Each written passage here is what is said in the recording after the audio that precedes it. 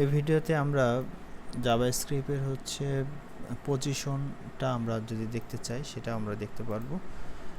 এখানে আমাদের অ্যারের যদি আমরা এই 50-এর পজিশনটা কি সেটা যদি আমরা দেখতে চাই, সেক্ষেত্রে আমরা কি করতাম? তখন আমরা যেটা করতাম,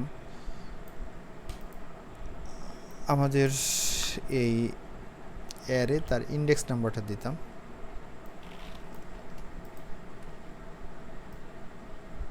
আমরা ইন্ডেক্স নাম্বারটা দিতাম। তো আচ্ছা, এটা 0 1 2 3, যদি আমরা একটা 3 দেই সেক্ষেত্রে আমাদের আউটপুট কি আসে দিয়ে আমরা দেখি। আমাদের আউটপুট আসতেছে 15, মানে 50 আসতেছে। তো এটাকে হচ্ছে আমরা আরও একভাবে দেখতে পারি। এটা তো আমরা দেখেছি, আমরা এটা দেখতে পারি। সেটা হচ্ছে যদি আমরা চাই এই অ্যারে ডট অ্যাট নামে একটা মেথড আছে। সেই মেথডে কয় নাম্বার দেখতে চাই, 0 1 2 3, আমরা 3 নাম্বারটা দিই বা 4 নাম্বারটা দিই। 4 নাম্বারে কি আছে, 0 1 2 3 4, 100 হবে।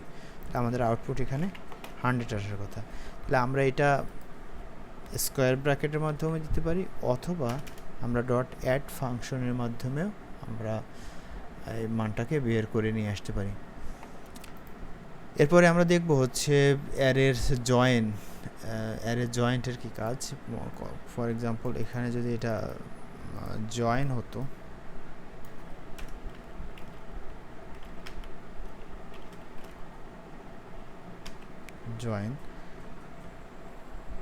জয়েন কি করে, যেটা করে সে হচ্ছে কোন একটা এলিমেন্টকে সে স্ট্রিংয়ে রূপান্তর করে। আমরা টু স্ট্রিং যেরকম দেখেছি, আমরা জয়েনের মাধ্যমে এটা স্ট্রিং করতে পারি। তো এখন এখানে একটা প্যারামিটার দিতে হবে, এটা কিসের মাধ্যমে জয়েন করবে, মানে কি দেখাবে। তো আমরা যদি চাই, এখানে আমরা চাই যে জয়েনের এখানে কমা সেপারেটর দিয়ে দেখাক। যদি কিছু না দিই তাহলে হচ্ছে আমরা দেখি কি আসে। তখন প্লেন আকারে চলে আসছে, একদম 1 2 3 50 150 এভাবে চলে আসছে। যদি এখানে ফাঁকা দিতাম তাহলে এখানে ফাঁকা চলে আসতো। অর্থাৎ এই দুইটা মাঝখানে, দুইটা অ্যারের মাঝে যখন আমরা এটাকে স্ট্রিংয়ে কনভার্ট করবে, তখন সেপারেটর হিসেবে কী দেয়, আমরা যদি পাইপ আইকন দিই, দেখেন তখন সব কটার মাঝে পাইপ আইকন চলে এসেছে। যদি এখানে আমরা স্টার্ট দিই, যা দিব সেটাই চলে আসবে। তো এটা ছিল হচ্ছে জয়েনের মূলত কাজ। তো আশা করি এটা বুঝতে পেরেছেন।